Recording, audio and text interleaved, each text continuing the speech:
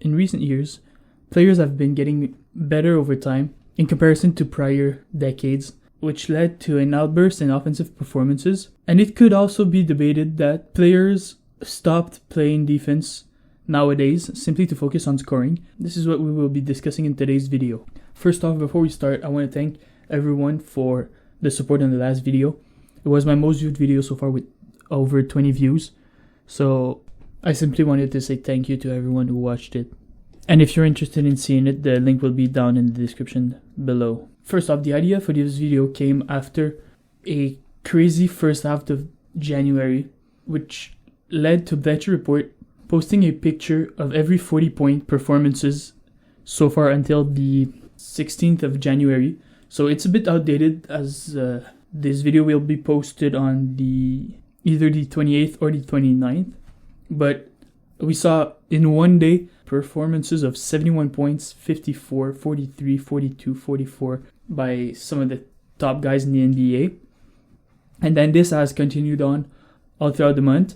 And even last night, as I'm recording this video on the 26th, we saw Dame go for 60 while shooting crazy percentages.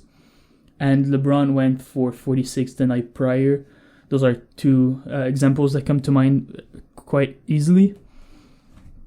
And it has been like this ever since they unlocked their offensive game earlier in the season, because for the first couple of weeks, no one had scored over 40 or 50 until Darius Garland did it one night, and then I think Joel Embiid did it in the same night as well. And then ever since, players have been scoring at a elite rate. Furthermore, the scoring title race is at an all-time high. The information was gathered on the 19th, so it's a little outdated, but it hasn't changed much so far.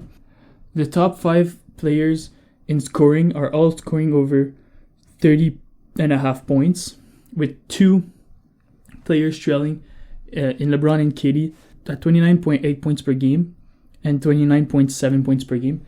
And I think LeBron might have gotten over 30 points a game due to his recent performances. And the 8th player was Dame at 29.3 points per game. So with a 60-point game last night and a couple good performances this week, it is possible that he's also scoring over 30 points a night on average. And with 7 guys scoring 30 points or more per game, and most of their teams have played over half of their season. This is a first in NBA history. So people are wondering whether or not it's because scoring is easier since defenses are worse. This season, players who are averaging 30 plus points are Luka Doncic, Jason Tatum, Joel Embiid, Giannis Antetokounmpo, and surprisingly Shai Gilgeous-Alexander. Quick side note, this part is added while I'm recording the video. I just looked and LeBron is averaging 29.9 points per game as of January 26th.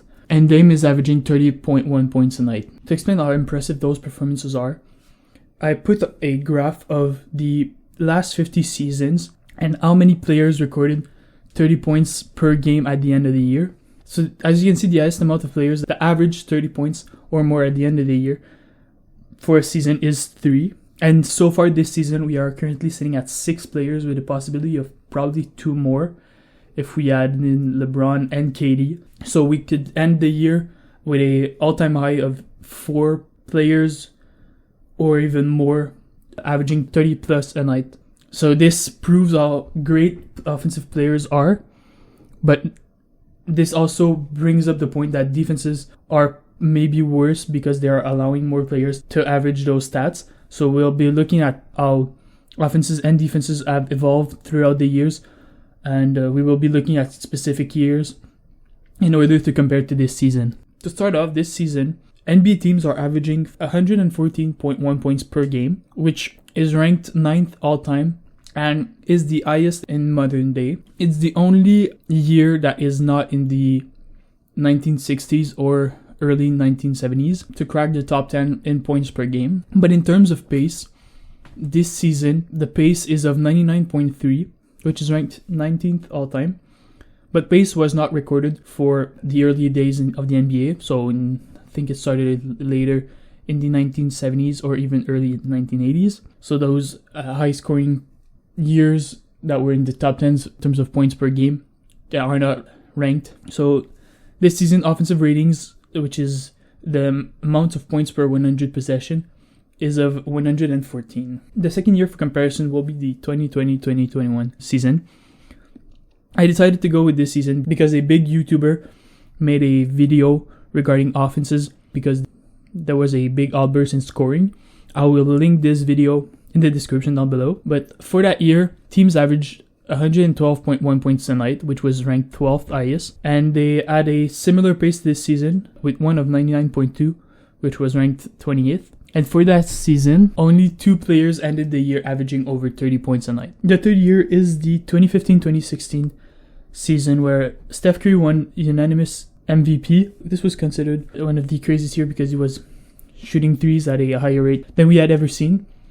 But despite that, the points per game were of only 102.7, which ranked 43rd, with a much lower pace of only 95.8, the 28th rank.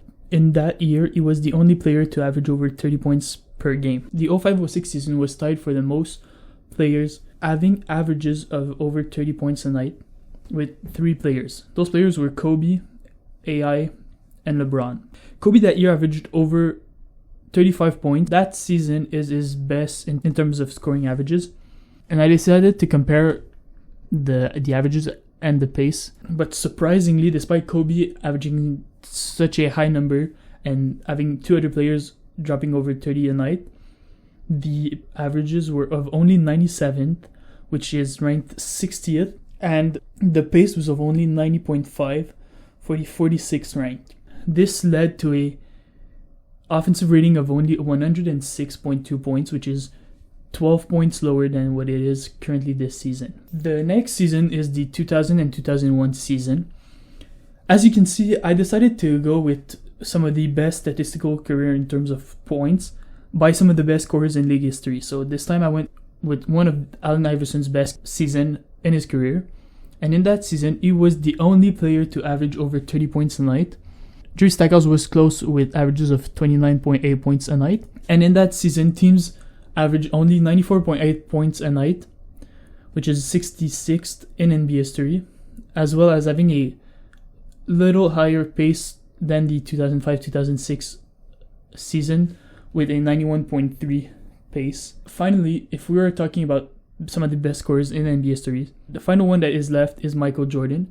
And in the 1986-1987 season, he averaged over 37 points a night, but was the only player to average over 30 points at the end of the season. And in that time, team averaged a pretty decent 110 points a night on a 100.8 pace, which is the highest in the 6 seasons that are discussed in today's video. If we compare those seasons, it's safe to say that teams are currently averaging better numbers than in previous year. It's hard to say that it's because teams are playing at a faster rate, because today's teams are playing at the 19th fastest pace and scoring at the 9th highest rate. But in MJ's year, they were playing at the 14th highest pace, but only scoring at the 23rd highest average. So in my opinion, what people don't consider when talking about how defenses are worse than back then and it's easier to score today is that people have learned to use moves and that didn't exist back then, and the importance of the 3-point line in today's game changes the whole dynamic, because in MJ's prime, in AI's prime, and even in the best season of Kobe Bryant's career, teams were not used to shooting threes, so it resulted in 2-pointers being taken at a higher rate. But mathematically, if players attempt 3-pointers more often and have a good percentage from downtown, they will often get more points than if they had taken a long 2. Also, it's not rare to see players attempt over 10 free throws a night, which slows down the game but allows them to put on more points, which is not necessarily a correlation to how bad defenses are, but gives credit to how crafty offensive players have gotten throughout the years. That's it for today's video, guys. I didn't go into too much details because school has just started back and I didn't have time to gather as much information as I wanted to, and I also had to work more than I was expected to this week. But I hope you still enjoyed this video. If you did, don't forget to drop a like and comment down below. What are your thoughts on this? And I would strongly suggest that you subscribe if you don't want to miss my 2 videos that will drop on All-Star Weekend.